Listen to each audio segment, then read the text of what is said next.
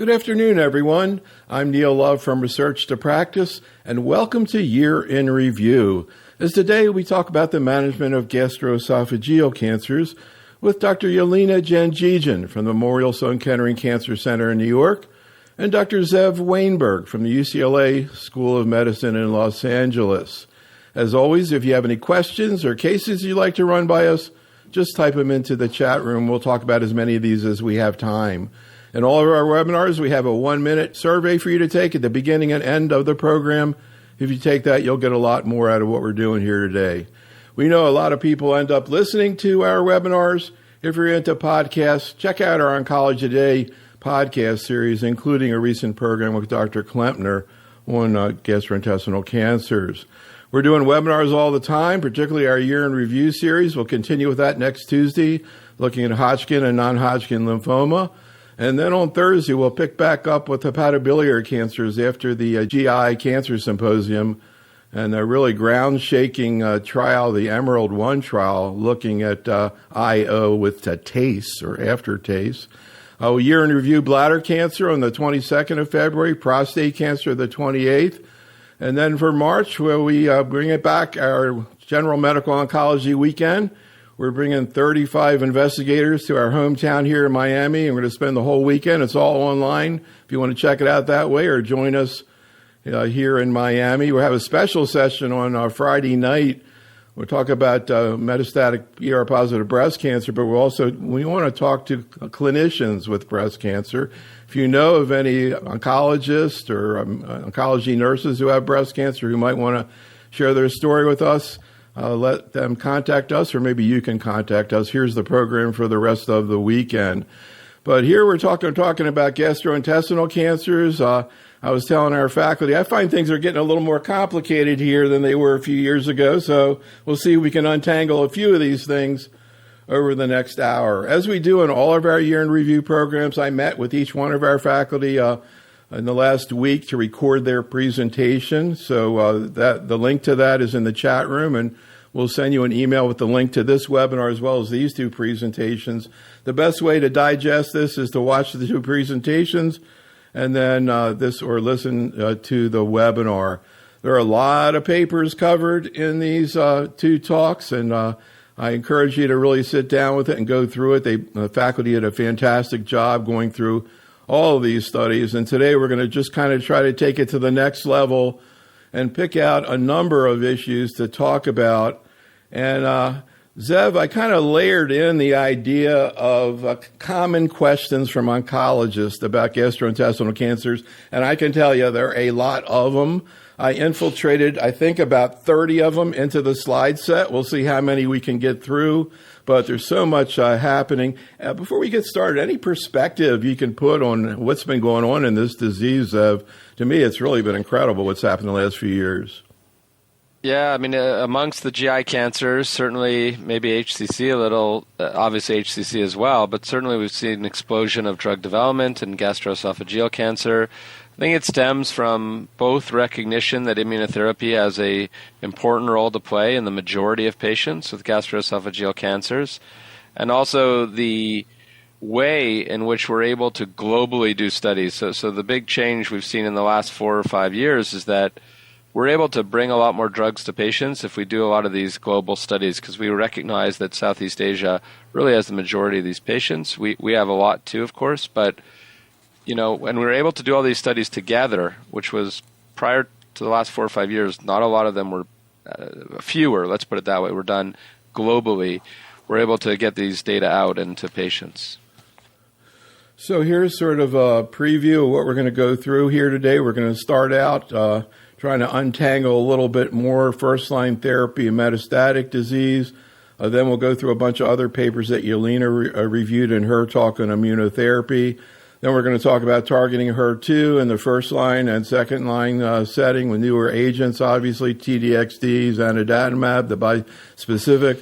We're going to then talk about Claudin 18.2 and zolbetuximab. And finally, if we have time, I pulled a bunch of papers from this past year from the two of you, which are fascinating. We have time, we'll kind of get into.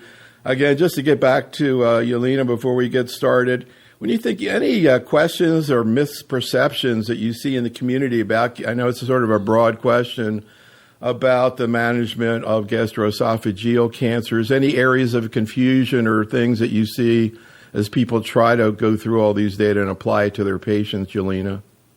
Yeah, I think it's a good question. And I guess less so that a confusion rather than maybe area that can still be improved on is, from what I understand in reviewing real world data from Merck and BMS and other companies, is that in first line setting, only about half of our patients get routine biomarker testing still, which is very disappointing to me personally. We spend so much time talking about nuances of this study and that study and try to get as many options to patients as possible. But I just saw a patient who flew in from Ohio actually for an opinion, and the gastric cancer metastatic, there were no biomarker testing, and the patient was offered standard, for some reason, capecitabine and oxaliplatin therapy. She, at least it could have been that she forgot that they talked to her about it, but I mean, she had a lot of family members with her who were taking copious notes, with me at least, and biomarker testing was not mentioned to the patient. So I think for our colleagues, it's important to realize that only routine testing reflexively on all patients for PD-L1, HER2, MSI, and now Claudin is important. I think perhaps what I see people get sort of tangled up with is the distinction between esophageal, G-junction, and gastric cancer, because some of these historic studies artificially separated those anatomic locations. I can tell you in the United States, there's very few true only esophageal adenocarcinomas. Most of these are G-junction tumors, or they at least abutting or crossing the G-junction, and some of them are gastric. So simplify your life. If it's adenocarcinoma in metastatic setting, we approach it exactly the same. All of the patients need to get biomarker tested, and then we can decide risk-benefit ratio of whether or not to give them first-line anti-PD-1 therapy, combination of HER2 anti-PD-1, or anti-PD-1 therapy, or nowadays Claudin inhibitors with chemo. Well, that's exactly where we're about to head, and I was just flashing when you started talking about biomarkers. When we just did 3 CME programs at the recent GI Cancer Symposium, and we said the theme was 3 words: biomarkers, biomarkers, biomarkers. Yep. And all throughout oncology in general, GI in general, and actually relevant to that, I'm going to make another attempt to try to kind of get into some of the things that I think people are having challenges with, because I personally have challenges with. Zev, this is one of your papers that we listed here. I think we have it here. It's 11 pages of dense text on just PD-1 inhibitors in the treatment of esophageal adenocarcinoma. So I'm going to try to get more to the bottom line about this. And we've tried a lot of different ways over the last couple of years to do this. But here's the way we thought. Here's the paper that Zev wrote as a fantastic paper. If you're an oncology fellow, I want to learn the whole approach, and there are many others Yelena has, et cetera. But let's see if we can try to make it a little bit more straightforward. And also, I'd like maybe to elaborate a little bit more about the histology thing that you just mentioned, Yelena, because I think that, to me, I find confusing. So here's a ASCO guideline, immunotherapy and targeted therapy. We're going to show some of the other things later. All we did was take the abstract, not all the stuff in the in the paper. The paper's also huge. There's like a ton of stuff in it. All we did was take the abstract and break it down by each sentence in the abstract. Okay, so this is the first sentence of the abstract. The first 3 sentences of because you have to actually read this whole thing together, but we broke it out. So let's talk about biomarkers and the use of IOs, first-line therapy in metastatic disease. So, Zev, you're part of the panel that says with gastric adenocarcinoma, CPS greater than 5, first-line therapy, Nivo and chemo. Then the thing says esophageal, gastroesophageal adenocarcinoma, CPS greater than 5, Nivo and chemotherapy. First-line therapy with pembro and chemotherapy recommended for HER2-negative patients, esophageal or GE junction AC, PD-L1 greater than 10. So, Zev, can you, and then this last one, esophageal squamous, much, as we were saying, much more immune sensitive, PD-L1 greater than 1, Nivo plus chemo, or Nivo plus IPI for these patients with esophageal squamous, PD-L1 greater than 10, pembro plus chemo. And I don't know if they specified cis versus gem with the pembro, but Zev, can you kind of take this and, kind of give your take on how a doc should look at first-line therapy of metastatic disease, looking at histology, and this is the second line, paclitaxel RAM. But here's the question that I think this generates. So how do you sort through primary tumor location, histology, and PD-1, decide what to do? How do you decide which IO and which chemo, Zev? Right. So good question. And I think, guideline papers are designed ideally to try to make things less confusing for clinicians, but sometimes obviously the opposite happens, because what guidelines do in essence, and this was the ASCO guidelines, but the same thing to some extent could be said for NCCN or other guideline papers, they follow the circumstances by which the study was done. So for example, the reason why they're recommending chemotherapy in esophageal plus pembrolizumab in esophageal squamous with PD-L1 greater than 10, CPS 10, is that's where the study showed its greatest benefit. So you have to keep that in mind, that it's a recommendation that is trying to adhere as best as possible to the context and the patient population that was studied in that trial.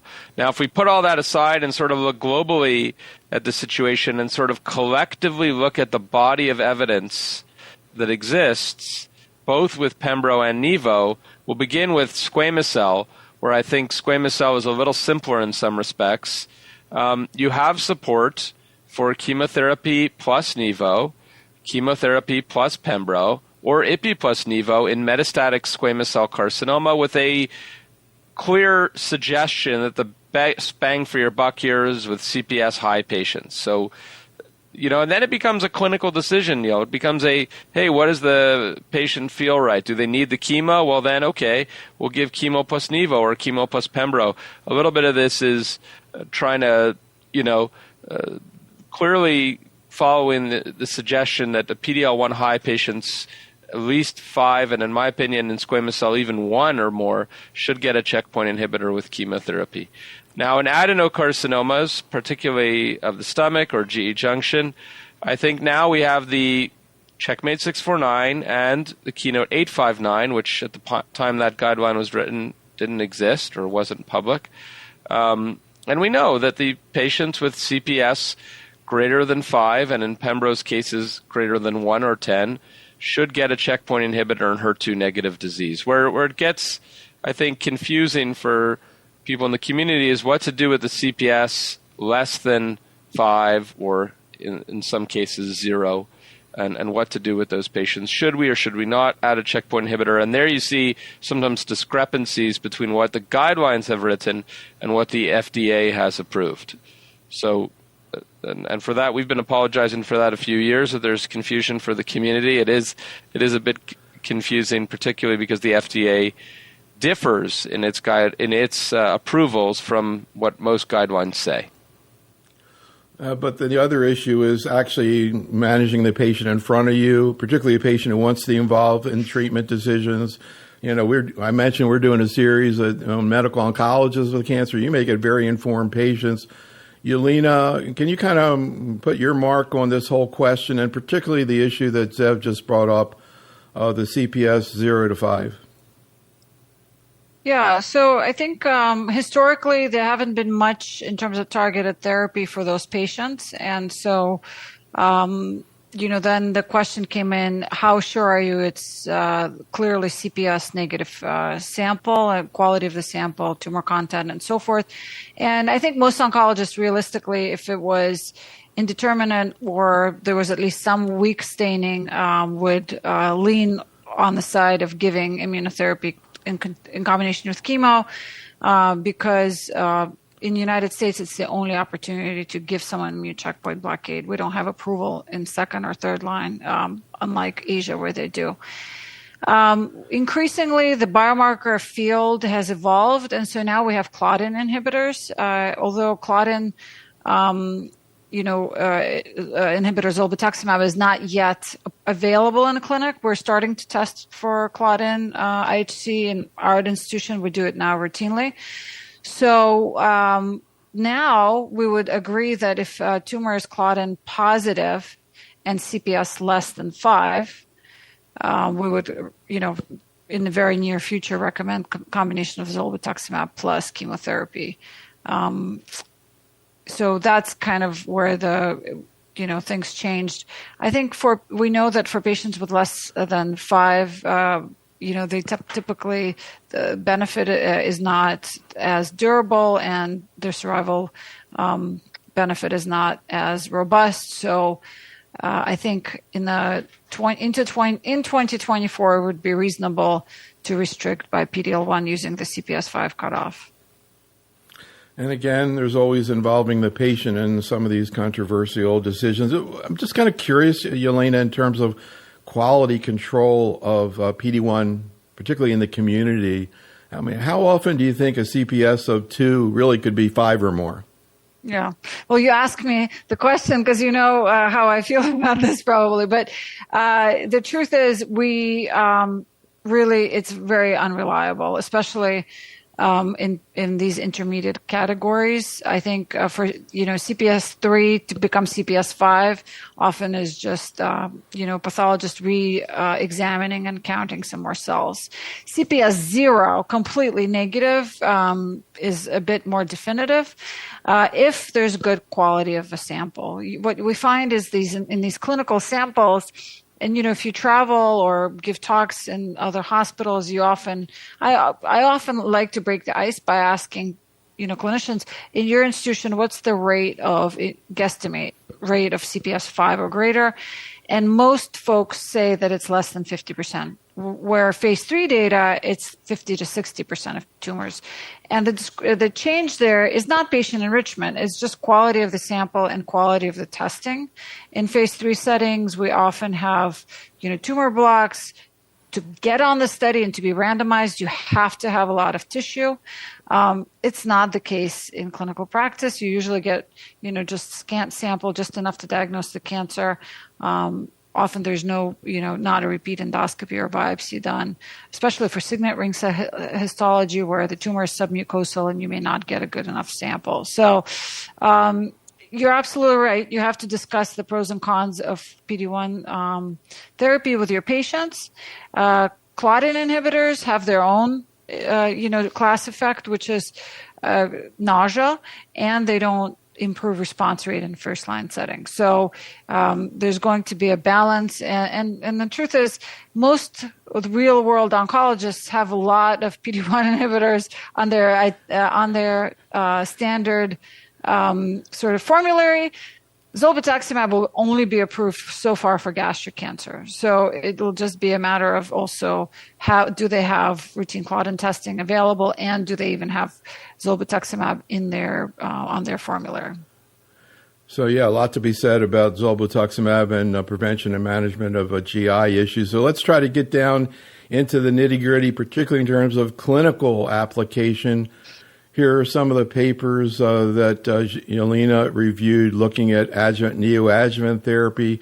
You can see the first one there, more follow-up from the Checkmate 577, some more biomarker studies, and then 2 big studies that came out in gastroesophageal cancer, looking at adenocarcinoma using immune checkpoint inhibitors, a Pembro study that was negative, but a Durva study that at this point showing increased PATH-CR, and then this last paper, some interesting things related to this study looking at camrelizumab that interestingly was looked at with nab-paclitaxel.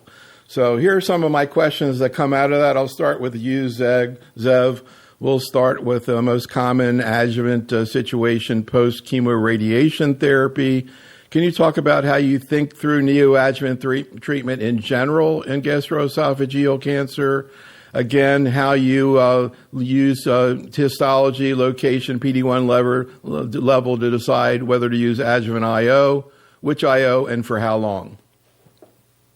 Right. So for neoadjuvant, let's start esophageal cancer. If it's esophageal cancer, I think we all, whether it's squamous or adeno, give carbotaxol and radiation, the cross regimen. I mean, that's been the standard, and there's no IO during that regimen. That regimen is chemotherapy and radiation, and if patients are candidate for surgery, surgery. After surgery, there is the Checkmate 577 study that shows you should give Nivo as long as there was a small amount of residual disease or any residual disease. And I think that study really was clear and convincing that the group of patients with either squamous or adeno should be offered Nivo, and in my opinion, that should be regardless of CPS score at this point. In terms of choosing adjuvant, neoadjuvant for gastric cancer, if it's gastric cancer and even GE junction cancer, some oncologists prefer FLOT as opposed to carbotaxol radiation. If there's no esophageal involvement, people feel like FLOT is just as good, and certainly in some respects, there's no need to radiate tumors that are at the GE junction. I would say that's tumor board dependent and oncology group dependent, and I've seen it both ways for a number of years now.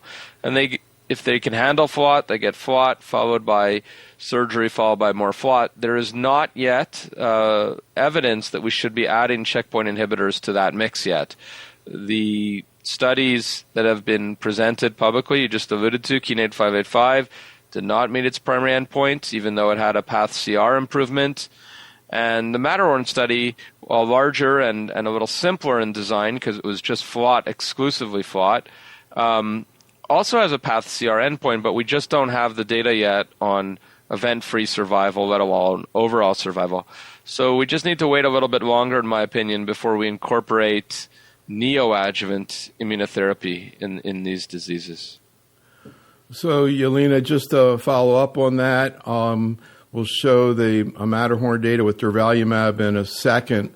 But the question that we hear is, what's it going to take to bring this strategy to the clinic? At this point, it looks like we have some path CR. Is progression-free survival or event-free survival, is that going to be enough to do treatment? And another very common situation oncologists have, they see people don't do that well on FLOT. Any situations where you'd use post-op IO in a patient, say, who got pre-op FLOT, Yelena? Yeah, so it's interesting. After I presented the data, I've been chatting with some of my colleagues, and they were actually saying that exactly what you said, that some patients have a hard time with FLOT, and then if the event-free survival reads out positive in the end for Matterhorn, they may actually use it as an opportunity just to give doublet chemotherapy even in perioperative settings. So try with FLOT, and if there's an issue, just drop the docetaxel and do 5-FU oxaliplatin with immunotherapy. The Matterhorn data suggests that FLOT is feasible globally. The treatment delivery was very good. 90% of patients or more got a pre-op all cycles, and 64% got adjuvant all cycles. But I agree with you, it's not for everyone. I think the biggest hurdle, if the data is positive, will be to help people understand that FLOT is doable in regular practice, especially in non-specialized practice, where the oncologists find that the cross regimen is very easy to give, even for adenos, even though we know it doesn't do well for adenos. But it's one step at a time. We have to demonstrate event-free survival benefit first. Yeah, Neil, I completely agree with Yelena's point there that, if that event-free survival is positive, which we probably won't find out for at least another year or so, then you could see a lot of extrapolation, certainly, into doublet chemotherapies like FOLFOX in the neoadjuvant space, which a lot of people find simpler and more tolerable than FLOT. There's big questions in the field, certainly, about can you get away with FOLFOX instead of FLOT for a lot of people in the neoadjuvant space who just aren't FLOT candidates. And some of those studies are ongoing now as well. So I thought this was really fascinating, this study looking at another IO camrelizumab, because what was interesting about it was that they randomized between the chemo. So one group got chemo alone, one group got paclitaxel, cisplatin, and the IO camrelizumab, but the other group got cisplatin, paclitaxel, and NAB paclitaxel. And amazingly, they actually saw greater benefit. That's in the lower right there, correct, Yelena? That on the left is with the NAB. The blue. Yeah. You know, we've heard a lot about corticosteroids being used in management of autoimmune toxicity, but this is corticosteroids being given for emetic issues, early up front. So, any thoughts about this? I was shocked. I don't know. I was just shocked. It's very interesting. Any thoughts, Yelena? I think this is an important study that was able to demonstrate that the backbone of chemotherapy matters. We've also looked at difference of what 5-FU platinum does versus taxanes, and those appear, like paclitaxel appears to be the same as 5-FU platinum, but nab-paclitaxel in breast and in lung cancer, there's data to suggest actually it performs better as a backbone for combination. It's a wake-up call for us, especially in the United States, where we don't have access for gastric cancer to nab-paclitaxel. While in Asia, in Japan, it's actually part of their guidelines. So in second line, so makes me want to rethink second line strategies, especially for adenocarcinoma. And certainly for squamous cell cancer, perhaps we could consider that as well. In the United States, though, for squamous cell first line, we still use 5-FU platinum as the backbone. So I want to talk about the use of novel immunotherapy. This seems to come up more and more as we move into the immunotherapy era. And Yelena, you presented in your talk the rationale 305 and 306 trial using tislelizumab. But the question I was just kind of curious about, and I'm curious how the audience would think this through. I'm going to start with you, Zev. So this is sort of an agree-disagree. I want to know whether you agree or disagree with this statement.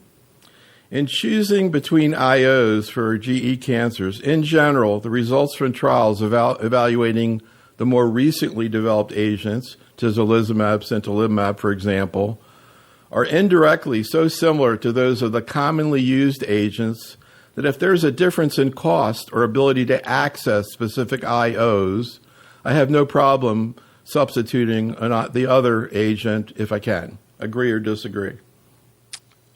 Agree, with the caveat that first of all, I don't know if I would consider these novel agents.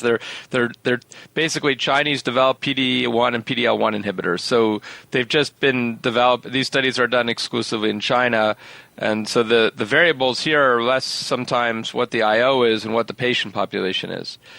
Just one variable and point to make, but in principle, most of these studies, and that includes tislelizumab, sintilimab, and all of the others that were done almost exclusively in China, do show very similar results to Pembro and Nivo studies that were done in a more global manner. So generally speaking, I would agree with this statement. So, Yelena, any thoughts on this? We used to ask this question by saying if one of them was 50% less, but it's not just about that. A lot of times in practice, it's hard to access specific agents. Maybe insurance. We were talking about CLL Tuesday night, and the faculty was like, use the one you can get because it's hard to indirectly separate them. But and then all you have to do is I use the durvalumab example in non-small cell lung cancer. Pembro was the only IO used, and then all of a sudden there was a positive durvalumab study after chemoradiation, and the Pembro study didn't look as good. Now everybody uses Durva. Is that the way you see kind of the overall situation here? And what about this issue of Asian patients? I think we skipped through some data you showed in your presentation. I forgot which trial it was, which showed there wasn't a difference in the Asian and non-Asian. Any thoughts, Yelena? Yeah, that was the Matterhorn study where the Right. odds ratio for Asian patients in Asia was the same as the U.S., even though they had more advanced stage disease. I think all PD-1 therapies are similar. Anti-PD-L1, though, there may be some concern of the difference. But let's say exactly similar to the Pacifico study in lung, if Matterhorn is positive, and we don't, the payers won't reimburse for nivolumab or pembrolizumab in perioperative setting, durvalumab will be what the institutions will have to have on their formulary to use for early stage gastric. With Tisley and sintilimab, it's slightly different story. They just started the studies later, and a lot of their studies were primarily in Asia. I think it wouldn't necessarily prevent from FDA from approving these agents in the United States. But unless there's a specific angle, I don't see why the clinicians would all of a sudden start using them, because it's just there's too many options, and if you have Nivo and Pembro on the formulary, I just practically don't see people getting these drugs unless there's some novel combination with a other, let's say, immune targeting or tumor targeting antibody or TKI. Yeah, that's what I was trying to get with the Pacific study. These are the data from the ESMO meeting of these two studies, Rationale 305 and 306, that Yelena goes through in detail in her talk. But again, very hard indirectly to separate out from the data we already have with other IOs. And, in terms of, maybe what's going to happen in the future, to me, it might be trials like this, the distinguished trial. I don't know, Zev, if you want to comment on that. This is using Tisley with chemotherapy with this DKN-01. If a trial like that were positive, then I guess you would stick with the IO that was used there. Any thoughts about this and other combination strategies coming down the line, Zev? Yeah, I mean, one of the things we know is that there's a good segment of patients who are, certainly sensitive to these checkpoint inhibitors. And the idea is now, okay, when we move beyond a checkpoint inhibitor to some either novel targeted therapy or novel immunotherapy drug, what's the best way to combine this, and can we confirm that there's a contribution of components, which is a critical element, obviously, before getting FDA approval. So a lot of the backbone studies we're going to see now moving forward are not going to probably be compared to chemotherapy alone, but are going to be compared to chemotherapy with either Nivo or maybe Pembro. That's going to be up to each individual company to decide. But obviously, we're going to expect to see that kind of trial moving forward. In terms of what will, that's something certainly the future will determine, whether we can swap one or the other. And quite frankly, like Yelena said, some of these drugs might be biosimilars in the next few years. So this time is moving pretty fast here. So these are going to be real world things that we'll encounter not too far from now.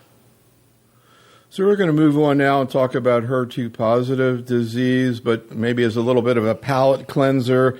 I mentioned we have the best chat room in the business here. So Yelena, tell me what you think about Neela's patient. So here it is. I saw a patient today who's on the pre-op Pembro trial where he got 2 doses of Pembro and went to surgery. Was found to have no response, has now completed chemo radiation, and his tumor is HER2 3+. I'm afraid not to add on any anti-HER therapy. Thoughts in this adjuvant setting? And the patient had surgery, and what was the number of lymph nodes that they had positive? Doesn't say, but maybe she'll add it in. Yeah. I agree with you. This is a very high-risk patient. In a situation like this, I would typically track ctDNA, and if the tumor ctDNA, if there is detected ctDNA, I would try to get this patient adjuvant therapy, usually with trastuzumab, pembrolizumab. What we know from study after study after study published already, that if you're ctDNA positive, you're essentially stage 4. So I would make a case to their payer or insurance company. Hopefully it's not a Medicare patient, because Medicare doesn't negotiate. But I would submit I would submit HER2-directed therapy as if this patient was stage 4, if ctDNA positive. If ctDNA negative, I think you just have to watch. So we'll get to Zev in a second, but just to clarify, what kind of ctDNA assay are you talking about? Is this like a Signatera type bespoke assay, or you at Memorial, you're developing a circulating assay yourself, right? Yeah, we have MSK Access. If they're positive on MSK Access, they're definitely positive. That I have no problem calling them stage 4 because it's more of a diagnostic just in general as opposed to MRD assay. If Signatera is positive also, if tumor-informed assay is positive, I would be very concerned about this patient. I think otherwise it would be hard there's no data for adjuvant HER2-directed therapy, so it's hard to justify. And Zev, when we met, that was one of the main things you brought up, and oncologists bring this up all the time. Sure, they're different diseases, but more and more, we're seeing them start to cross tumor lines. Oncologists are used to thinking pre-op, anti-HER therapy, chemo for sure, and then we'll see you next. Then they come here and they go, really, we're not going to do it, and they're HER2 positive. But there was a study that was negative, correct, Zev? I think it was trastuzumab, chemo trastuzumab. Yeah. There have been adjuvant studies that were negative with chemoradiation. That was an RTOG study published a few years ago. I mean, some of the challenge has been that, the reason it's challenging is that it's not as common and in some ways as breast cancer, as we all know. It is a little more common around the world, of course, in Southeast Asia. But in Southeast Asia, the adjuvant, neoadjuvant thing is much different than it is in the United States. In a lot of countries in Southeast Asia, patients get surgery first for gastric cancer. So, it's been tough to do these studies. People have been trying to do these studies in gastric cancer for a number of years, learning from breast cancer. Like, let's do everything neoadjuvant and HER2 positive. And studies have trouble enrolling. There's quality control issues.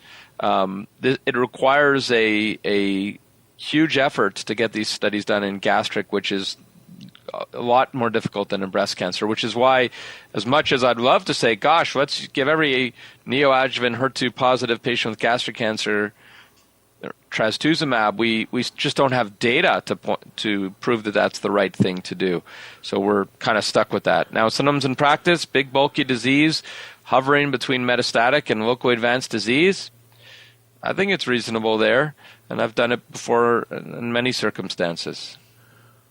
So let's talk about first-line therapy, and of course the classic Keynote 811 study that Yelena led. But, Yelena, a little more feedback from the chat room from Neela. She says 13 lymph nodes were removed and they're all negative, and he doesn't have Medicare. All right, well, so just Signatera and see. Node negative, that's pretty good. And do we know PD-L1 status? Well, we'll see if she brings it in here, but let's just follow up. I never make it that easy, right? I keep asking questions. That's okay. Like I said, we got a great chat room here. Okay, let's talk about HER2 positive and the 811 study.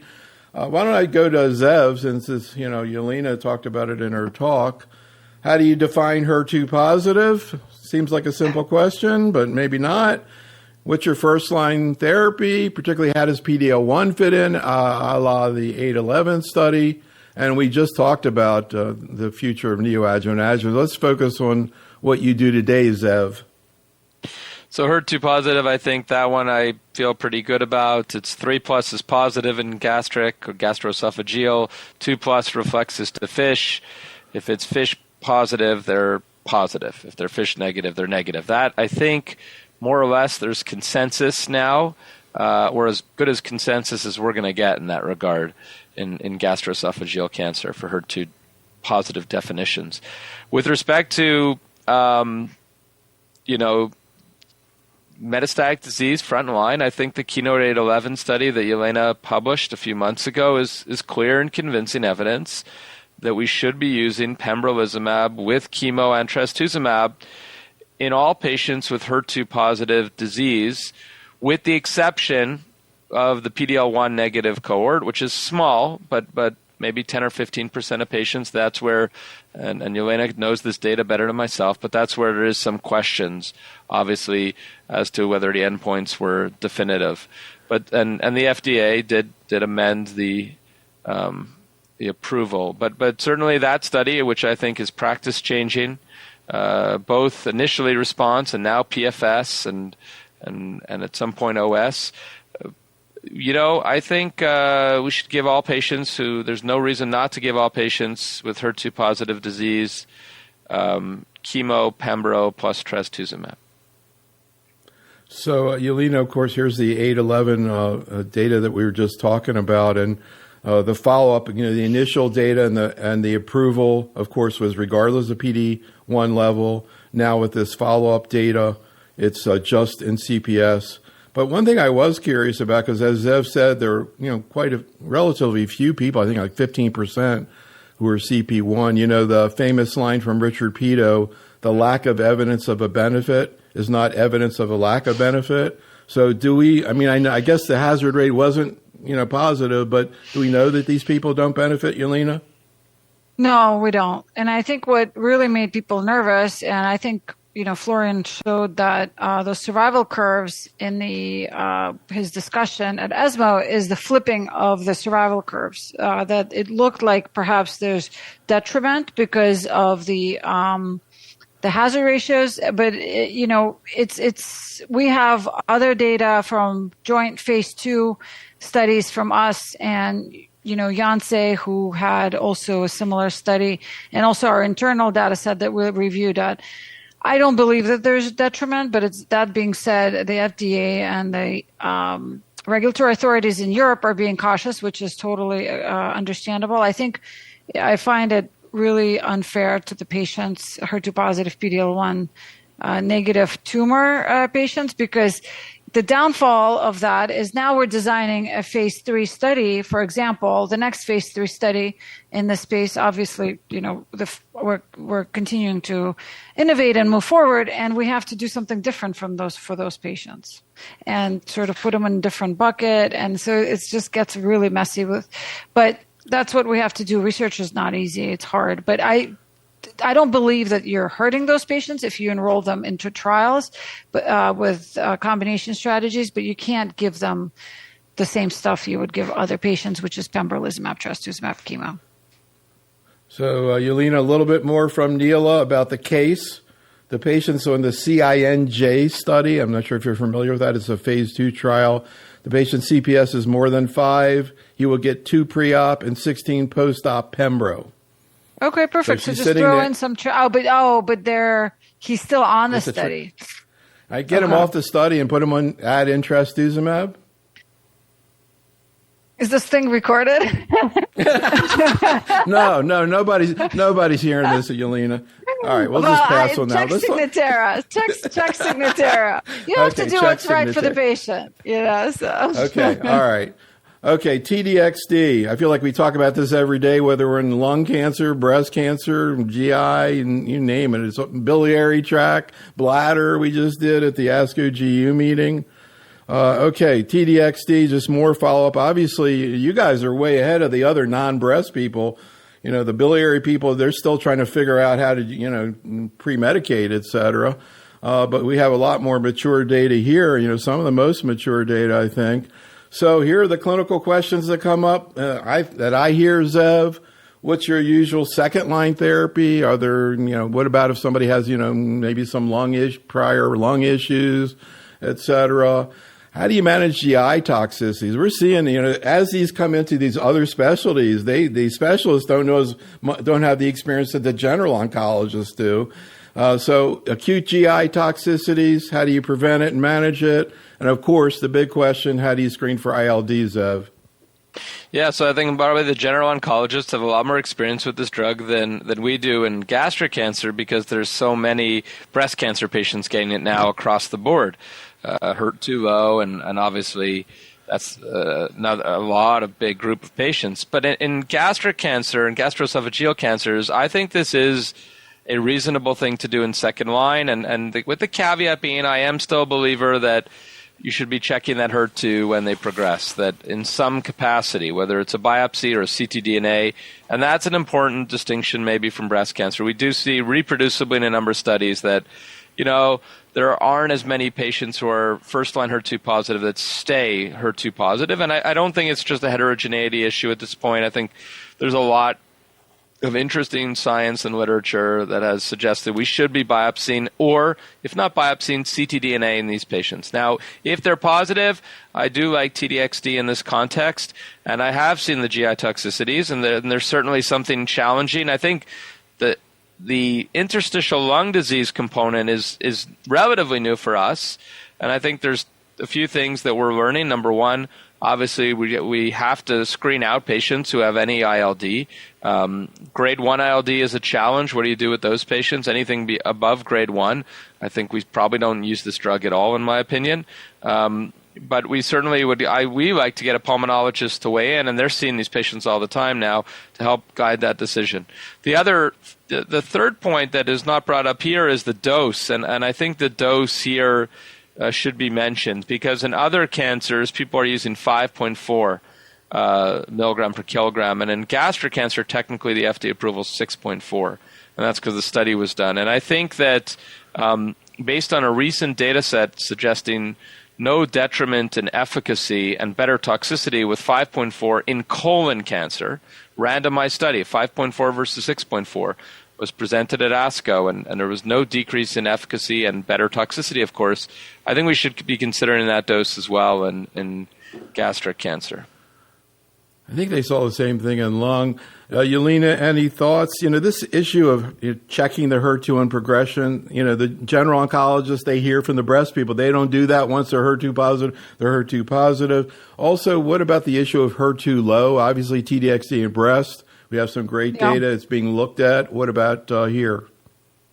So we are looking at HER2 low in Destiny Gastric 03. There's a cohort. So trying to answer the question. Actually, in that study, the TDXD is being combined with capecitabine and immunotherapy. So to Zev's point, 5.4 is the better dose for those patients. I think in clinical practice, realistically, for ILD, the only way that you need to screen is really educate your patients and ask them to report any upper sort of respiratory symptoms, and also review your scans very carefully, because often, these small subtle lung changes are not included in the impression, and they're only briefly mentioned in the body of the report. And so I look at the scans usually myself and read the reports very carefully. And beyond that, we don't really need to do any additional testing. It's a well-tolerated drug, better tolerated in second line than third line. So the way that I approach it is I use biopsies to help me decide where to use the drug in which setting. For biopsy-proven HER2-positive tumors at the time of trastuzumab progression, it's better to prioritize TDXD and use it in second line.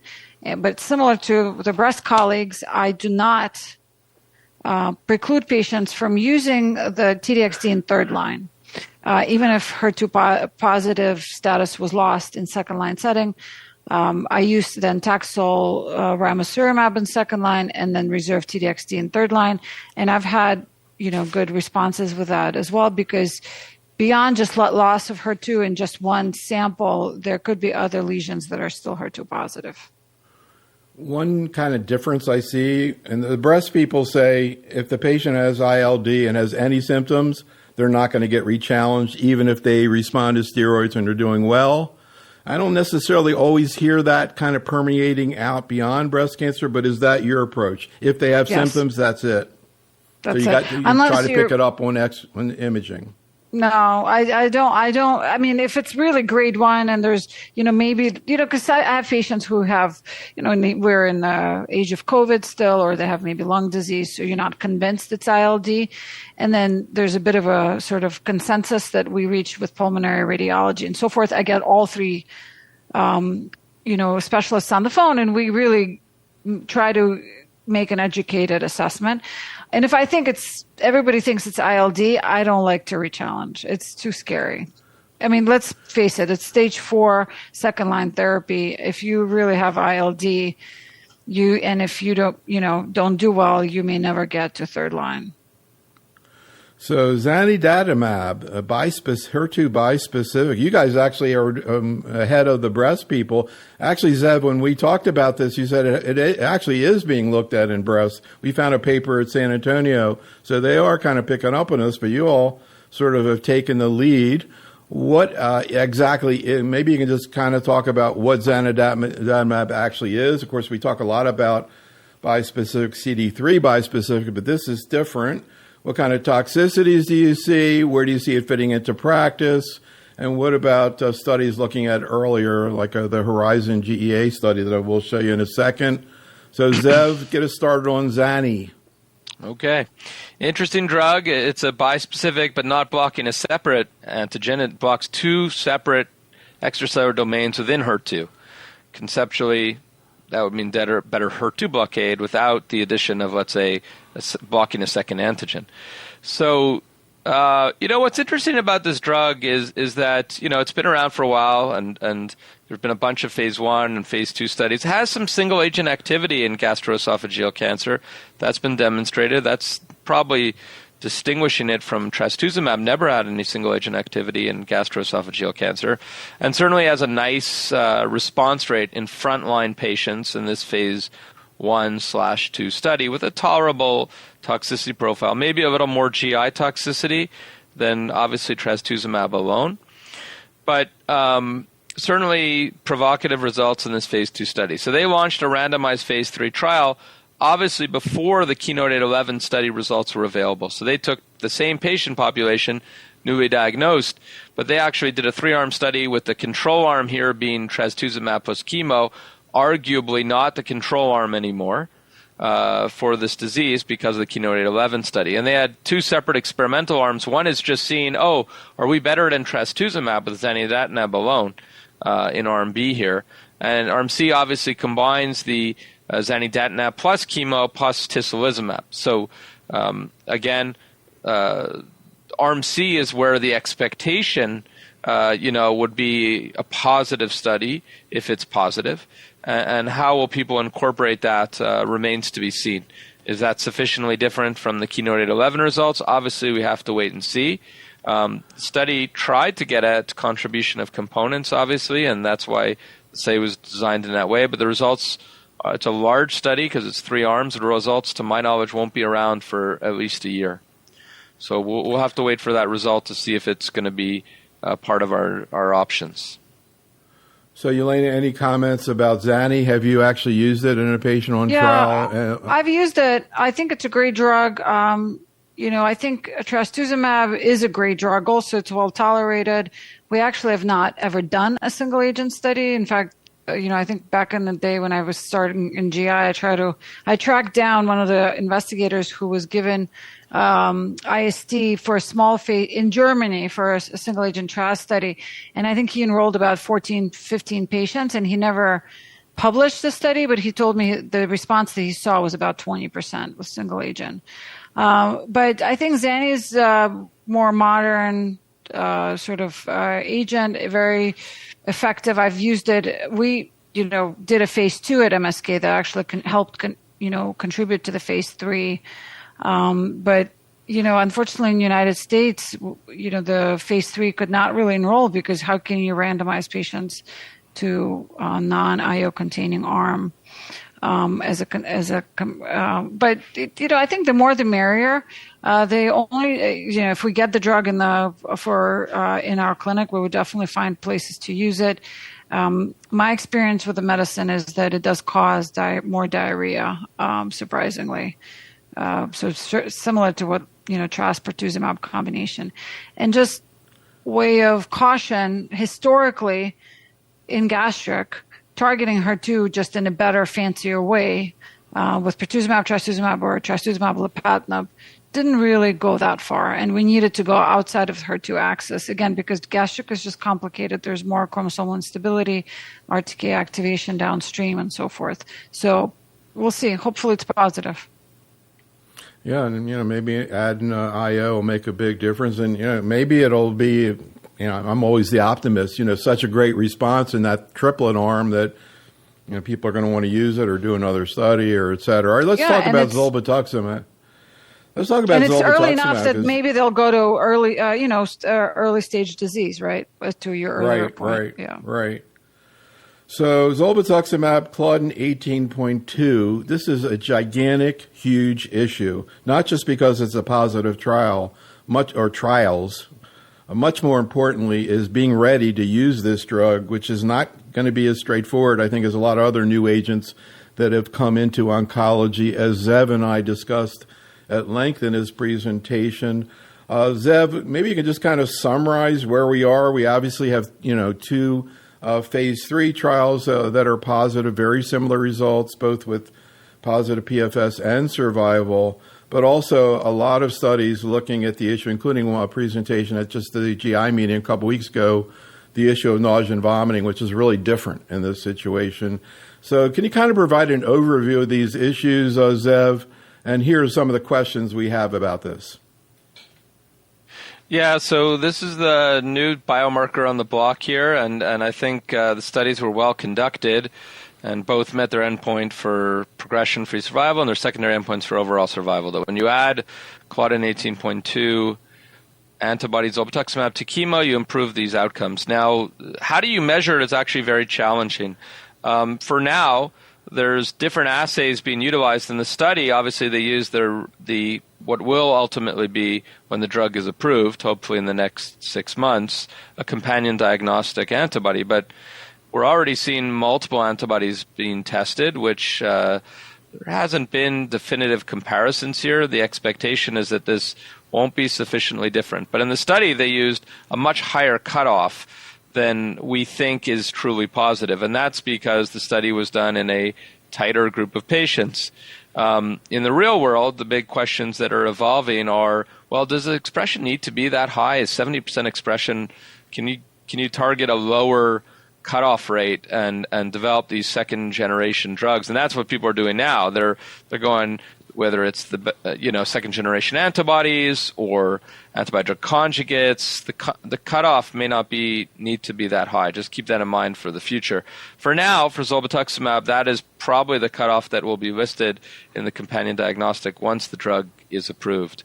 And so for the context of how we're going to deal with this unique toxicity, which is nausea and vomiting. And when I say unique, it's not like the nausea and vomiting you get from cisplatin or carboplatin or other chemos. Those are centrally induced nausea vomiting. Here it's a different kind of nausea vomiting. It's an on-target toxicity almost that is a class effect of all Claudin 18.2 agents. So that includes severe nausea and vomiting, in my opinion, sometimes in the chair during the infusion, sometimes the day or two after. Now, the tricks of the trade that I think have been suggested, and I've got a lot of experience with these drugs, and some of these, my experience has worked, is that prolonging the infusion time, giving sometimes H1, H2 blockers, and possibly even dexamethasone on the day of infusion, sometimes separating the infusion from the chemotherapy if need be by a day. These are not going to be simple drugs. I completely agree with you, Neil. For a lot of community oncologists, 12 very few patients, technically speaking, who meet the criteria for this drug. And so there's going to be a steep learning curve here, as there often is, and talking to people who have used these drugs is kind of what I've thought might be helpful. And, informing nurses, I think, is going to be critical, because your point about slowing the infusion down, that seems to be the most effective. Anything you want to add to that? I'll just sort of go through a few of the slides that Zev showed in his talk, here looking at mechanism of action. But anything you want to say, first of all, about the efficacy data, Yelena? Any concerns that you have? Do you feel that this is a significant move forward? And again, Zev talked a lot about some of these other strategies, antibody-drug conjugates, bispecifics. And, we're starting to see actually some data from these, and also the issue of overlap. We have some patients, I think maybe 10 or 20% are going to be both PD-1 positive and Claudin 18.2.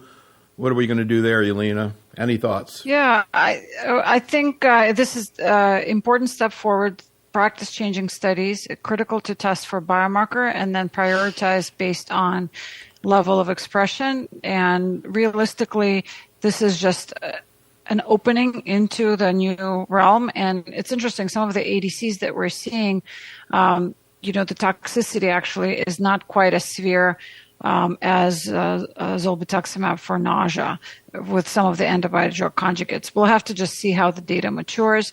I think prioritization of MSI status, then HER2 as a biomarker, then PD-L1 high CPS5 or greater for immune checkpoint blockade, but usually with HER2-directed therapy for HER2-positive disease, and then zolbetuximab right now for Claudin-positive patients. There's a substantial percent of patients that do not have HER2, MSI, or high PD-L1 that will benefit from these agents. Of course, because there's no improvement in overall response rate in first-line setting, the other strategies, checkpoint blockade-containing strategies, may be more appealing for patients that are appropriate for immunotherapy biomarkers. Seb, anything else you want to say about any pearls? Very few people have actually had the experience in terms of the nausea and vomiting. Anything else you want to add to that? And also, you mentioned to me that these the antibody drug conjugates and CAR T and all that, they do also cause nausea and vomiting. Yeah, to Yelena's point, it may not be as dramatic as some of the zolbetuximab data. We're also seeing, the ADC data that's been public. Most of it has come from Southeast Asia, as you saw a few months ago in that presentation. So, we're going to see maybe different things here. I think we have to be prepared. I think one trick that we've noticed is certainly that it gets better on subsequent infusions. But I do totally agree with warning the nurses, being very careful about warning patients about this, because I don't know if this isn't something they might not have encountered. So, and also the other pearl that we seems to be convincing based on the existing literature is that the patients who have had gastrectomy, who have had either gastrectomy or esophagectomy, don't have this symptom to the same extent. So they may have some of it, but the nausea and vomiting is not as extreme. So, when you have to think about which patient, for example. So it'll be interesting to see how this works out. I think a lot of education is going to be critical here. Yeah, really interesting about the surgery. So, Yelena and Zeb, thank you so much. Really, it was great to speak with you again. Audience, thank you for attending. Check out their presentations. Come on back next Tuesday. I just heard about a really interesting study in Hodgkin lymphoma that I want to get your opinion on. Early stage disease that includes not only chemo, but nivolumab and brentuximab. So kind of cool. All right. Have a great night, and thank you so much. Thanks, Yelena. Bye. Thanks, Zev. Thanks, Neil. Bye. Have a good night.